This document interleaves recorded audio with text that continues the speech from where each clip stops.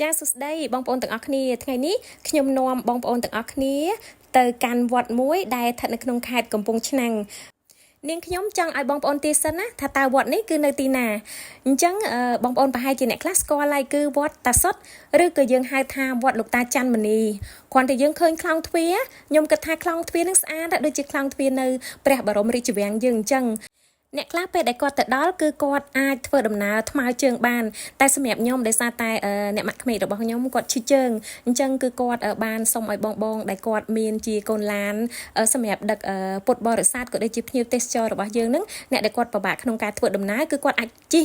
ឡាននឹងបានដើម្បីយើងមើលទេសភាពក៏ដូចជាទីតាំងដ៏ស្រស់ស្អាតសម្រាប់នៅក្នុងវត្តនេះដូចគ្នាដែរដំបូងឡើងពេលពួកខ្ញុំជិះបានមួយជុំពួកខ្ញុំទៅដល់កន្លែងអាស្រមមួយហើយខ្ញុំឆ្ងល់ថាមូលហេតុអីកន្លែងអាស្រមហ្នឹងក៏សវោមន់ម៉េះបើសិនជាបងប្អូនបានដឹងថាហេតុអីកន្លែងហ្នឹងគេដាក់រូបសំណាកសត្វមន់ច្រើនម៉េះអាចប្រាប់ខ្ញុំផងចាមិនបងអង្គយូខ្ញុំជាមួយនឹងម៉ាក់របស់ខ្ញុំបានធ្វើការថ្វាយនៅផ្កាឈូកក៏ដូចជាអុជធូបថ្វាយដល់ទីសក្ការៈបូជានៅក្នុងអាស្រមនេះដើម្បីសូមសេចក្តីសុខសេចក្តីចម្រើនដល់ក្រុមគ្រួសាររបស់ខ្ញុំទាំងអស់គ្នានិងក៏ដូចជាផ្ដល់ជូនប្រជាពលរដ្ឋរបស់ប្រទេសកម្ពុជារបស់យើងទាំងមូលចាបន្ទាប់ពីហ្នឹងគឺពួកខ្ញុំបានធ្វើដំណើរបន្តទៀតដើម្បីទៅក្នុងលាអាងមួយដែលខ្ញុំអត់ដឹងថាលាអាងហ្នឹងលាអាងអីទេប៉ុន្តែខ្ញុំគិតថាប្រហែលជាលាអាងនាគរាជដោយសារតែមានរូបនាគរាជច្រើនមែនតើនៅក្នុងហ្នឹងហើយរូបសំណាកនាគរាជមួយគឺធំមែនតើ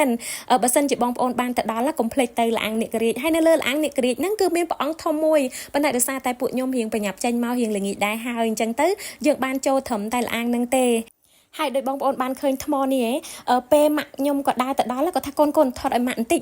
ម៉ាក់គិតថាថ្មនេះគេធ្វើមកពីមាសព្រោះដោយសារតែគាត់ឃើញដុំកតិចមាសដែលគេឆ្លាក់ក៏ដូចជាបិទជាប់ជាមួយនឹងរូបដុំថ្មនេះអញ្ចឹងប៉ុន្តែខ្ញុំប្រាប់ថាមែនទេម៉ាក់អើយអានឹងគ្រាន់ថាជាកតិចដែលគេដាក់ជាមួយនឹងស៊ីម៉ង់សាបដើម្បីធ្វើមើលទៅឲ្យវាមានពលឺអញ្ចឹងណានៅក្នុងលាអាងហ្នឹងគឺត្រជាក់មែនតើបងប្អូនពេលដែលបងប្អូនចូលទៅដល់ដោយសារតែមានពុទ្ធបរិស័ទយើងក៏ដូចជាភ្ញៀវទេសចរចូលទៅច្រើនបងប្អូនឃើញទឹកហ្នឹងទឹកហ្នឹងត្រជាក់ណាពេលដែលយើងយកដៃទៅក្បងទឹកហ្នឹងហើយខ្ញុំបានយកដៃក្បងទឹកហើយស្រោចទៅលើក្បាលកូនខ្ញុំហើយក៏ដូចជាខ្លួនឯងដែរដើម្បីសុំសេចក្តីសុខសេចក្តីចម្រើនសូមឲ្យក្រុមគ្រួសាររបស់ខ្ញុំត្រជាក់ត្រជុំដោយទឹកនៅក្នុងលាអាងហ្នឹងអញ្ចឹងនៅក្នុងលាអាងហ្នឹងគឺមានរូបសំណាកនាគ